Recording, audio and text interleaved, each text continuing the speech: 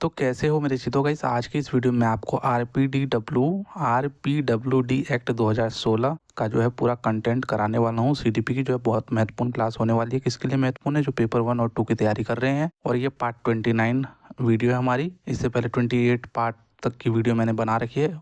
उन सभी की जो लिंक है वो इस वीडियो के डिस्क्रिप्शन बॉक्स में आपको मिल जाएगी। चलिए वीडियो को शुरू करते हैं। पढ़ने से पहले पढ़ना का अगर इस बात की जानकारी हो जाए तो पढ़ने का मजा दुगना हो जाता है। तो आज की इस वीडियो में आपको पीडब्ल्यूडी एक्ट 1995 पीडब्ल्यूडी एक्ट में कौन कौन सी विकलांगताएं शामिल की गई है, उसके बाद आरपीडब्ल्यूडी एक्ट 2016 इसमें कौन सी विकलांगताएं शामिल की गई ये बताऊंगा। उसके बाद आरपीडब्ल्यूडी एक्ट की सुविधाएं और लाभ क्या क्या जो है विकलांगों को मिल रहा है, वो सारी चीज़ें आज की इस वीडियो में हम डिस्कस करेंगे। तो चलिए वीडियो को शुरू करते हैं। बहुत मज़ेदार वीडियो होने वाली है। लाइक शेयर सब्सक्राइब जरूर करके रख लेना आप। सबसे पहले हम जो है थोड़ा सा आरपीडब्ल्यूडी एक्ट के थोड़े से पीछे जाते हैं, यानी कि 1995 में जाते हैं और देखते हैं क्या है। सबसे पहले जो है ना भारत सरकार के द्वारा पीडब्ल्यूडी एक्ट लाया गया। उसके बाद इसी का अपडेटेड वर्जन आरपीडब्ल्यूडी एक्ट 2016 में लाया गया। लेकिन हमें पीडब्ल्यूडी एक्ट 1995 में भी पता होना चाहिए। तो देखो भाई, भारत सरकार द्वारा विकलांग व्यक्तियों के अधिकारों की रक्षा के लिए इस अधिनियम को लाया गया था, ताकि विकलांग व्यक्तियों को कोई भी जो है समझ के समान अवसर ताकि विकलांग व्यक्तियों को भी जो है समाज में जो है समान अवसर मिल सके। ये समझ लिख दे, यहाँ पे समाज आएगा, ठीक है भाई। तो समान अवसर मिल सके, इसलिए जो है ये पीडब्ल्यूडी एक्ट 1995 में जो है भारत सरकार के द्वारा जो है लाया गया। उसके बाद जो है इसमें क्या था, इसमें जो है 3% जो है सरकारी नौकरी में आरक्षण दिया गया जो व्यक्ति जो है विकलांग है। उसके बाद इसकी भी कुछ क्राइटेरिया थी, कितनी विकलांगता वगैरह होनी चाहिए, वो सारी चीजें जो है मैं बताऊंगा इसमें आपको। इस अधिनियम के अंतर्गत 7 प्रकार की विकलांगता को जो है शामिल किया गया। 7 प्रकार की मतलब जिनमें जो है मतलब वो अगर 7 विकलांगताएं होंगी ना, उन्हीं को जो है सिर्फ 3% का आरक्षण मिलेगा सरकारी नौकरी में, और उन्हीं को जो है विकलांग समझा जाएगा। तो वो 7 प्रकार की विकलांगताएं कौन सी थी वो भी हम आगे देख लेते हैं। अब देख लेते हैं हम 7 प्रकार की कौन कौन सी विकलांगताएं थी। पहली थी दृष्टि विकलांगता, यानी कि लो विजन। अगर किसी को कम दिखाई दे रहा है, लो विजन दिखाई दे रहा है, तो वो जो है इसमें शामिल था। उसके बाद कोई बिल्कुल ही अंधा है, दृष्टिहीनता है। उसके बाद किसी को जो है कुष्ठ रोग किसी का सही हो गया, लेकिन उससे कुष्ठ रोग सही होने के बाद भी काफ़ी सारी उसको जो है प्रॉब्लम आ रही है। लेप्रोसी क्योर होने के बाद भी जो काफ़ी सारी इशू आती है, तो उन व्यक्ति को भी जो इसमें रखा गया है। उसके बाद श्रवण विकलांगता, यानी कि हियरिंग इम्पेयरमेंट, यानी कि किसी को सुनने में जो है दिक्कत आ रही है, कोई बिल्कुल ही बहरा हो गया है, तो उसको भी जो है इस वाले एक्ट में रखा गया है। उसके बाद शारीरिक विकलांगता, यानी कि लोकोमोटर डिसेबिलिटी को इसमें रखा गया। मानसिक विकलांगता, मेंटल रिटार्डेशन को, और मानसिक स्वास्थ्य विकार यानी कि मेंटल इलनेस को जो है रखा गया है। अब मेरे कहने का मतलब ये है मोटे मोटे तौर पे, ये जो सारी चीज़ें हैं इनको आपको डिटेल में पढ़ने की जरूरत नहीं है, सिर्फ नाम आपको पता होना चाहिए कि भाई पीडब्ल्यूडी एक्ट 1995 में कौन कौन सी 7 विकलांगताएं थी, ठीक है भाई। कौन कौन सी 7 विकलांगताएं शामिल की गई थी ये आपको सिर्फ पता होना चाहिए। इसके बारे में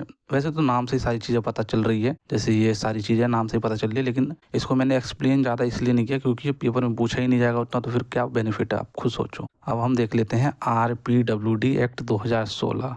हमने पीडब्ल्यूडी एक्ट पढ़ लिया है, हमने 1995 में आया था। उसमें जो है ना काफ़ी सारी खामियां रह गई थी और काफ़ी सारी चीज़ें ऐसी थी जो अनडिफाइंड थी। तो इसमें जो है हमारे जो भारत सरकार मोदी बीजेपी गवर्नमेंट के नेतृत्व में जो है आरपीडब्ल्यूडी एक्ट 2016 में लाया गया। यह एक्ट भारत के संविधान और सामाजिक न्याय और अधिकारिता मंत्रालय यानी कि ministry of social justice and empowerment के अंतर्गत आता है। इस चीज को आप ध्यान रखना, पूछा जा सकता है। पीडब्ल्यूडी एक्ट 1995 को जो है आरपीडब्ल्यूडी एक्ट 2016 में जो है बदल दिया गया है। उसके बाद यह एक्ट 15 जून 2017 को जो है लागू कर दिया गया, यानी कि 2016 में लाया गया था इस एक्ट को, और 15 जून 2017 में इसको संपूर्ण रूप से पूरे भारतवर्ष में इसको लागू कर दिया गया है। पहले कितनी विकलांगता थी? 7, और अब जो है 7 से 14 विकलांगता और बढ़ा के 21 विकलांगता को जो है इसमें शामिल कर दिया गया है। चलिए अब हम नेक्स्ट टॉपिक की बात कर लेते हैं। आरपीडब्ल्यूडी एक्ट 2016 में कौन कौन सी दिव्यांगताओं को शामिल किया गया है। जैसे कि मैंने आपको बताया पीडब्ल्यूडी एक्ट में जो है 7 दिव्यांगताओं को शामिल किया है। 7 का मैंने नाम पीछे आपको बता दिया। अब मैं आपको बताता हूँ कि जो इसमें 14 एक्स्ट्रा और ऐड किए गए थे, प्लस उन 7 को भी ऐड किया, तो टोटल 21 दिव्यांगता थी। तो देख लेते हैं।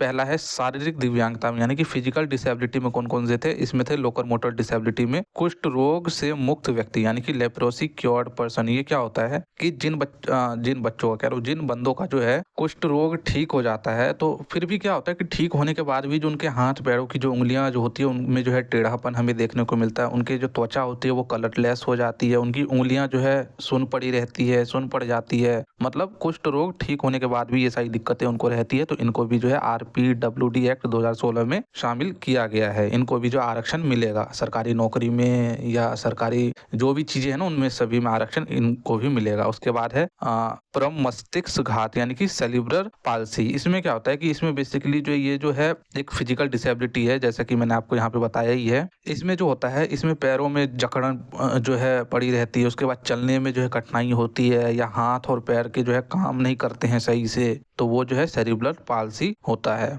मतलब डिसीज एक प्रकार की। उसके बाद है इसी में फिजिकल डिसेबिलिटी में ही है, जैसे बोनापन हो गया, ड्वार्फिज्म हो गया, जैसे कि मतलब बहुत कम छोटी हाइट रह गई। उसके बाद जो है पेशीय दुष्पोषण यानी कि मस्कुलर डिस्ट्रॉफी। मस्कुलर डिस्ट्रॉफी क्या होता है, इसमें जो होता है कि जैसे कि नाम ही दे रखा है मस्कुलर, यानी कि मांसपेशियों में जो है कमजोरी रहती है या उससे रिलेटेड विकृति रहती है, तो ये सारी दिक्कत जो है मस्कुलर डिस्ट्रॉफी में रहती है। उसके बाद तेजाब आक्रमण के पीड़ित, आप सभी को पता है कि भाई आजकल जो है लवेरिया के चक्कर में जो है अगर कोई मना कर देता है तो एक दूसरे पे तेजाब ही फेंक देते हैं, तो इससे क्या होता है जो त्वचा होती है वो जल जाती है, स्किन का कलर जो है काफी डार्क हो जाता है। तो ये जो है एसिड अटैक विक्टिम डिसीज हो गया है। विक्टिम का मतलब जिसके ऊपर एसिड फेंका गया है।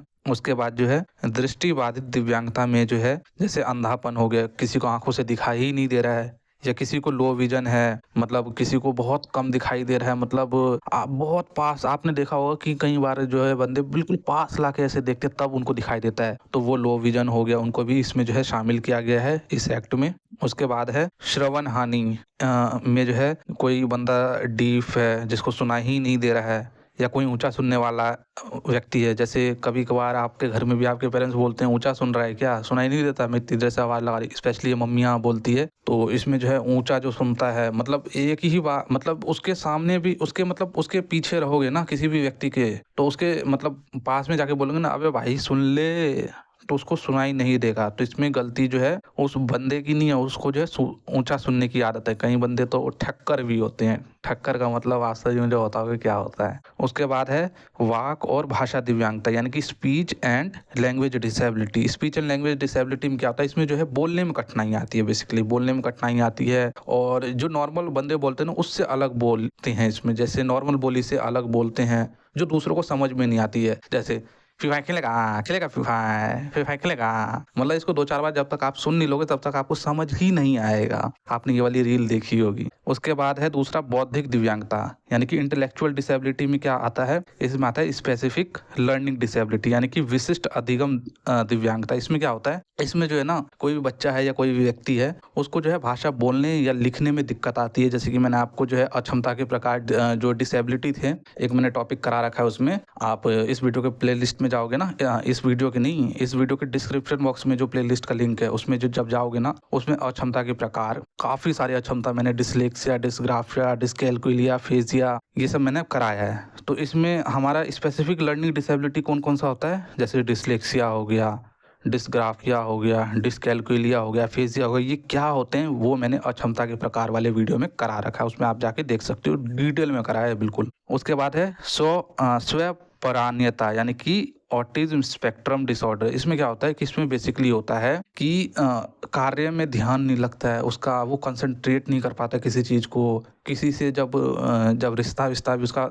मतलब होने को जा रहा होता है तो वो क्या करता है, वो लड़की वालों के जो है आंख में आंख मिला के बात नहीं कर पाता है, या कभी वो फर्स्ट डेट पे अपने जा रहा है तो वो अपनी जीएफ से जो है जो अपनी महिला मित्र से जो है आंख में आंख मिला के बात नहीं कर पाता है, गुमसुम रहता है। उसकी जो महिला मित्र कहती है अरे भाई तुम डेट पे आए हो, ये क्या करने आए हो, तो ऐसा कुछ इसमें सिस्टम होता है। उसके बाद तीसरा है मानसिक व्यवहार यानी कि मेंटल बिहेवियर, यानी कि इसमें अजीब अजीब से वो बिहेवियर करने लगता है। और मानसिक इलनेस, मानसिक इलनेस में क्या होता है, बिहेवियर में तो उसका बिहेवियर ही अजीब रहता है, किसी को देख के हंस के भाग जाएगा, किसी को एक पत्थर मार के भाग जाएगा।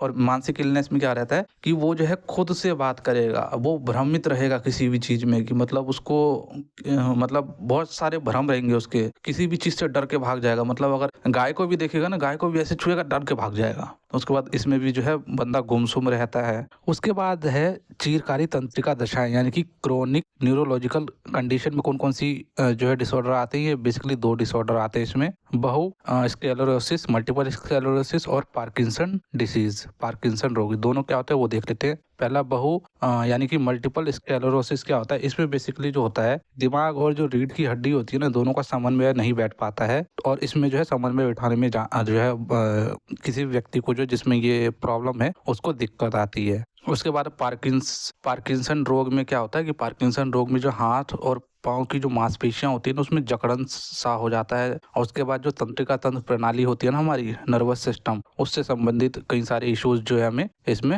होने लगते हैं, हमें नहीं जिसमें ये दिक्कत है। उसके बाद ब्लड से रिलेटेड कौन कौन से डिसऑर्डर होते हैं, बेसिकली 3 डिसऑर्डर होते हैं। तो पहला है हीमोफीलिया। हीमोफीलिया में क्या होता है, हीमोफीलिया जो है एक ब्लड से रिलेटेड डिसऑर्डर है। इसमें बेसिकली जो है चोट जैसी आपको, अगर आपको नहीं, आपके किसी दुश्मन वगैरह को अगर चोट लग जाएगा ना, या किसी व्यक्ति को चोट लग जाता है, तो इसमें क्या होता है कि इसमें उसका खून ही नहीं रुकता है, खून कंटिन्यूसली जो इसमें फ्लो होता रहता है। उसके बाद है थैलेसीमिया। थैलेसीमिया में क्या होता है, थैलेसीमिया में जो है बेसिकली खून की कमी हो जाती है, और खून में भी जो हीमोग्लोबिन होता है ना, उसकी काफी ज्यादा इसमें जो है कमी हो जाती है। उसके बाद है सिकल कोशिका रोग, यानी कि सिकल सेल डिसीज। इसमें क्या होता है, इसमें बेसिकली ये भी जो है ब्लड से रिलेटेड डिसऑर्डर ही है। इसमें जो है खून की कमी हो जाती है, और शरीर के अंग जो है क्या होते हैं, खराब होने लगते हैं खून की कमी के कारण। उसके बाद जो नेक्स्ट है हमारा बहुदिव्यांगता है, यानी कि मल्टीपल डिसेबिलिटी। इसमें जो है किसी भी व्यक्ति में एक से ज्यादा डिसेबिलिटी अगर होती है, तो उसको भी जो है RPWD एक्ट 2016 में आरक्षण दिया जाएगा, उसको भी इसमें ऐड किया जाएगा। अब आप देख रहे हो कि इस मोटी लड़की को और इस प्यारे बच्चे को जो है, प्यारे लड़के को जो है बुखार आ रहा है, तो क्या ये भी डिसेबिलिटी में ऐड होगा? तो जी नहीं, ये डिसेबिलिटी में ऐड नहीं होगा। जस्ट मैंने आप समझाने के लिए आपको लगाया था। इसमें बेसिकली वो आएंगे जैसे कि किसी को सुनने में और देखने में दिक्कत आ रही है। कई बंदे होते हैं जो सुन नहीं पाते, तो वो बोल भी नहीं पाते। तो जो श्रवण और दृष्टि बाधिता वाले व्यक्ति हो गए, श्रवण और मूक बाधिता वाले व्यक्ति हो गए, तो इनको जो है RPDW एक्ट में रखा जाएगा। ठीक है भाई, मल्टीपल डिसेबिलिटी का मतलब समझ गए आप। चलो भाई नेक्स्ट बढ़ते हैं। अब हम इनके सुविधाएं और लाभ देख लेते हैं, क्या क्या अगर किसी व्यक्ति में ये सारी दिक्कतें हैं तो उनको RPWD एक्ट 2016 के अकॉर्डिंग क्या सुविधा है और क्या लाभ मिलेगा, तो देख लेते हैं। सरकारी नौकरी में जो है 1995 में जो PWD एक्ट आया था, उसमें 3% आरक्षण जो है, जो 7 डिसेबिलिटी मैंने पीछे आपको बताया उनको मिल रहा था। लेकिन अब जो है 21 डिसेबिलिटी वालों को जो है 4% का आरक्षण मिलेगा। 21 डिसेबिलिटी का मतलब हो गया, ऐसा नहीं कि एक व्यक्ति में 21 डिसेबिलिटी होंगे जब ही मिलेगा, नहीं। अगर आप में एक डिसेबिलिटी भी है ना 21 में से, और वो 40% से ज्यादा डिसेबिलिटी है,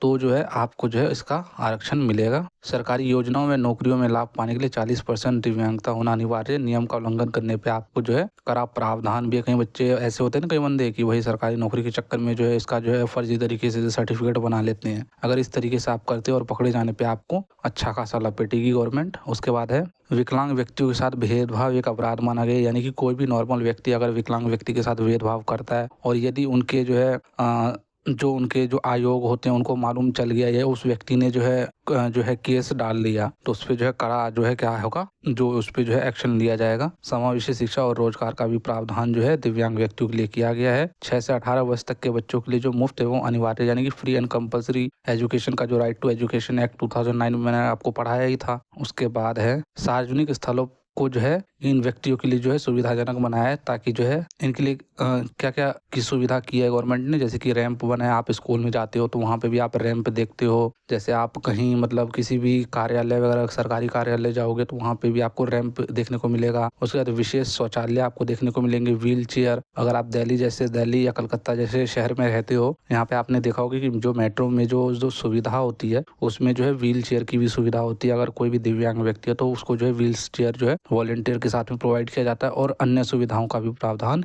किया गया, जैसे कि बस वगैरह में भी जो है प्रावधान किया गया। उसके बाद अगर आप पब्लिक टॉयलेट वगैरह भी जाओगे उसमें भी जो है अलग से इनके लिए विशेष प्रावधान होता है। उसके बाद है विकलांग व्यक्तियों के अधिकारों के संरक्षण के लिए राष्ट्रीय विकलांगता आयोग राष्ट्रीय स्तर पे और राज्य स्तर पे राज्य विकलांगता आयोग बनाए गए हैं, ताकि इनके अधिकारों का हनन न हो। तो गाइस आज की वीडियो में इतना ही। वीडियो अच्छी लगी तो हमारे चैनल को लाइक शेयर एंड सब्सक्राइब करें। जय हिंद, जय भारत।